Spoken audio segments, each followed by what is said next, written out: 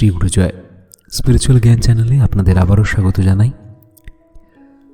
কোনো মহাপুরুষের যে অঞ্চলেই আবির্ভাব হয় সেই অঞ্চলে যেমন উপকার হয়, সেই রকম সেই অঞ্চলে যারা দুষ্কর্ম করে তাদের ক্ষেত্রে কিন্তু মুশকিল হয়ে যায়। যেমন প্রণবানন্দজি গয়ায় যাওয়াতে গয়ার পাণ্ডাদের কিন্তু খুব মুশকিল হয়ে গিয়েছিল। তাদের যে অত্যাচার চলত সেটা বন্ধ হলো। আর যেখানে মহাপুরুষের উদয় হয়, খুব স্বাভাবিকভাবেই মানুষ সেই দিকে ছোটে, কারণ তাদের অ্যাডভার্টাইজমেন্ট করার প্রয়োজন হয় না, তারা সূর্যের মতো স্বপ্রকাশ। কিন্তু এতে ওই অঞ্চলের যারা ভণ্ডামি করছিল তাদের ব্যবসা বন্ধ হয়ে যায়। মহাপুরুষগণ মানুষকে আরও শিক্ষিত করে তোলেন, সচেতন করে তোলেন। এই যে বিভিন্ন সরকার আসে যায়, তারা মানুষকে সঠিক শিক্ষা দেয় না কেন? কারণ তারা চায় না মানুষের শিরদাঁড়া সোজা হোক। মানুষ শিক্ষিত হলে প্রতিবাদ করতে শিখবে, তাই সঠিক শিক্ষা আমরা কিন্তু স্কুল কলেজে পাচ্ছি না। যে স্বামীজিকে পড়ে নেতাজি সুভাষচন্দ্র বসু হয়েছিলেন, সেই স্বামীজির সম্পর্কে আমাদের কিচ্ছু পড়ানো হয় না, তার জীবনের আদর্শ কিচ্ছু পড়ানো হয় না, মহাপ্রভু সম্পর্কে কিচ্ছু পড়ানো হয় না, যেগুলো পড়লে আমাদের হৃদয় সুউচ্চ হবে, আমাদের মধ্যে শক্তি আসবে। আমাদের কি পড়ানো হয়? হেরে যাওয়ার কাহিনী, মার খাওয়ার কাহিনী। যাই হোক, আজকের আলোচনার বিষয়ে ফিরে আসি। আজকে বামাখ্যাপাকে নিয়ে আলোচনা করব। আমরা সকলেই জানি তারাপীঠ তন্ত্র সাধনার ক্ষেত্র, এবং সেখানেই বামাখ্যাপা সাধনা করেছিলেন। তন্ত্র সাধনার অঙ্গ বলে তারাপীঠে সাধকদের পানের জন্য কারণ রাখতে এক্সাইজ এর লাইসেন্স লাগতো না, বিক্রি করতে গেলেই লাগতো। অর্থাৎ কারণ বলতে মদ রাখার জন্য কোনো লাইসেন্স লাগতো না, কিন্তু কেউ যদি বিক্রি করে তার ক্ষেত্রে কিন্তু লাইসেন্স প্রয়োজন। এটা কেন বলছি? কারণ একবার পাণ্ডাদের রোজগার কমে গেল, তারাপীঠের পাণ্ডাদের রোজগার কমে গেল, কারণ সেখানে এসছেন বামাখ্যাপা। সাধারণ মানুষ মন্দিরে না গিয়ে সবাই যেতে লাগলো বামদেবের কাছে। বৎ পাণ্ডাগুলো বামাকে বিপাকে ফেলার জন্য তার জীর্ণ কুঠিতে মরার কাঁথা কম্বলের মধ্যে 27 বোতল মদ লুকিয়ে রেখে আবগারি দপ্তরে খবর দিল যে বামাখ্যাপা মদ বিক্রি করেন।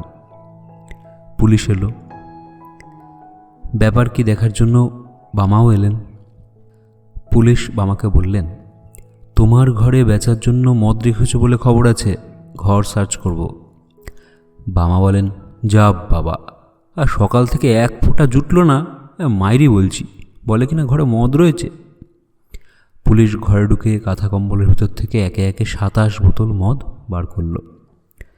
বামদেব এবার সব ব্যাপার বুঝতে পারলেন। বললেন, এই কটা বোতল? ও তো আমার এক পাত্র, অর্থাৎ একবারেই তিনি অতটুকু খান। ইংরেজ ইন্সপেক্টর বলল, এ অসম্ভব, মিথ্যে কথা।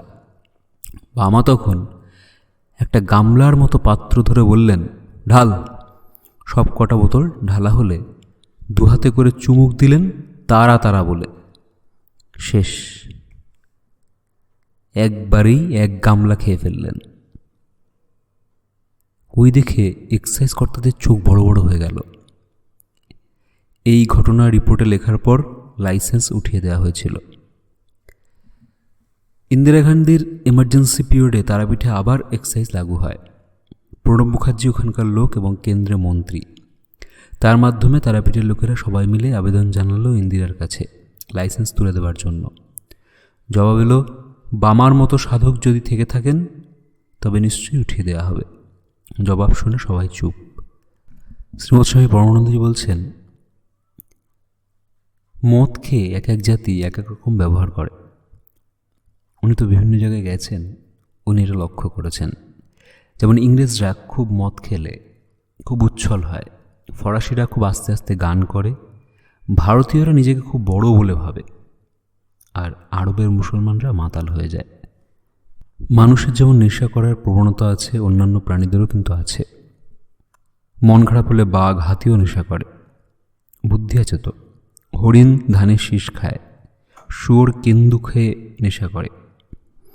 যাই হোক, অনেকে আবার ডিপ্রেশনের জন্য নেশা করে, কিন্তু নেশা মোটেই ভালো জিনিস নয়।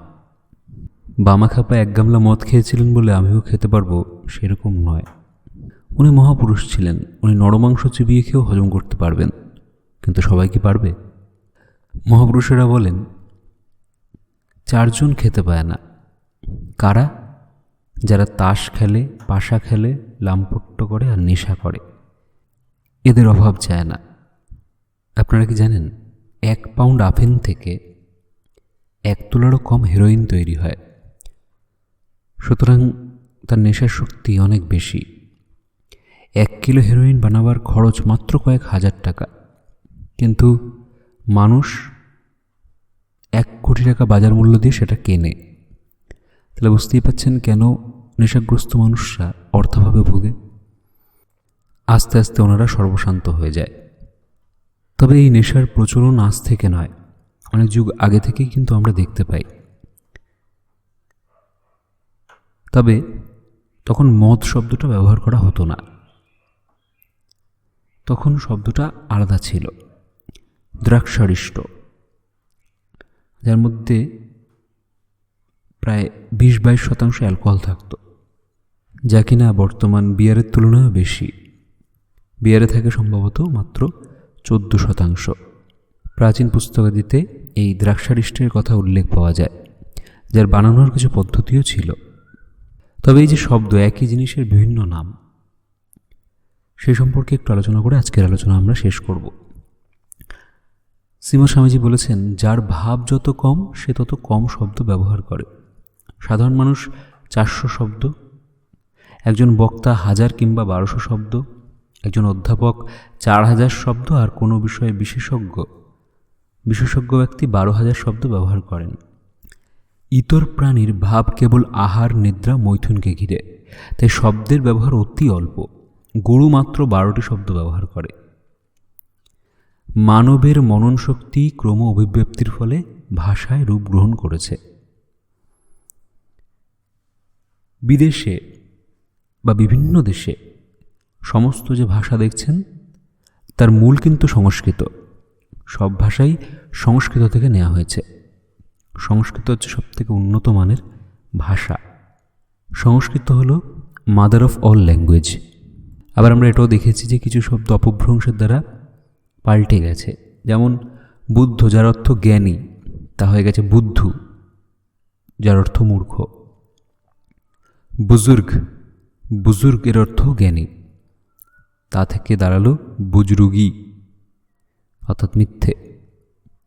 ফজল, যার অর্থ জ্ঞানী, তা হয়ে গেল ফাজিল, মানে যে ইয়ার্কি ফাজলামি করে। সংস্কৃত শব্দ নির্মম, যার অর্থ মোহ বা আসক্তি শূন্যতা, বাংলায় তার অর্থ দাঁড়িয়ে গেল নিষ্ঠুরতা। অন্য ভাষাতেও এমন ঘটেছে, শুধু বাংলায় বলে নয়। পূর্বে ব্রুট শব্দের অর্থ ছিল ব্রাইট, এখন ব্রুটের অর্থ বিস্ট বা পশু। আবার দেখুন ভাষান্তর কেমন ঘটেছে। আগের দিনে আমরা আলোচনা করছিলাম যে যীশুখ্রিস্টের সাথে যে জন ছিলেন, উনিও ভারতবর্ষের মানুষ, ওনার নাম ছিল জনক। জনক শব্দ থেকে এসছে জন। আমরা বাবাকে পিতা বলি, সেই পিতর শব্দ থেকে এসছে ফাদার। মাতর শব্দ থেকে এসছে মাদার। ভ্রাতর শব্দ থেকে এসছে ব্রাদার। শশা শব্দ থেকে এসছে সিস্টার। রাজা শব্দ থেকে এসছে রিজিয়ন। গোষ্ঠী শব্দ থেকে এসছে গ্যাং। সমাজ থেকে এসছে সোসাইটি। হয় শব্দ থেকে হর্স। হরিকুলেশ থেকে হারকিউলিস। হরিকুলেশ থেকে হারকিউলিস। শিবির থেকে সাইবেরিয়া। ঋষি থেকে উইজডম। পর্তুগিজ হাগলুম থেকে হুগলি। বন্দেল থেকে ব্যান্ডেল। হাগলুম শব্দের আপনারা বাংলা করতে যাবেন না, ওটার একটা আলাদা অর্থ আছে। ব্যবসায়িক সামথিং, ব্যবসা রিলেটেড একটা অর্থ আছে, সেখান থেকেই হুগলি কথাটা এসছে। সংস্কৃত মায়া থেকে ল্যাটিনে মোজেইস, এবং তা থেকে ইংরেজিতে ম্যাজিক। মায়া থেকেই ম্যাজিক এসছে। আত্মা শব্দটার সঠিক পরিভাষা অন্য কোনো ভাষায় নেই। ইটালির ভাষায় আত্মস শব্দটার অর্থ এর খুব কাছাকাছি, আত্মোস। যাই হোক, আজকের আলোচনা আর বিস্তারিত করছি না। তবে আজকের আলোচনার উদ্দেশ্য এই নয় নেশাকে প্রমোট করা। নেশাগ্রস্ত মানুষ কখনোই সমাজের উন্নতির কাজে লাগে না। নেশা অনেক ধরনের হয়, সব কিছুরই একটা ভালো দিক আছে, মন্দ দিক আছে।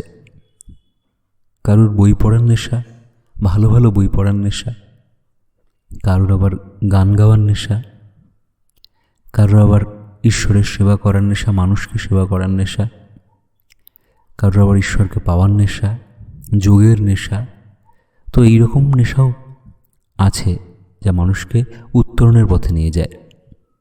তো সেই নেশাকেই প্রমোট করা আমাদের উদ্দেশ্য। সবাই ভালো থাকবেন, সুস্থ থাকবেন। ওম শ্রী গুরু জয়, শ্রী গুরু জয়, শ্রী গুরু জয়।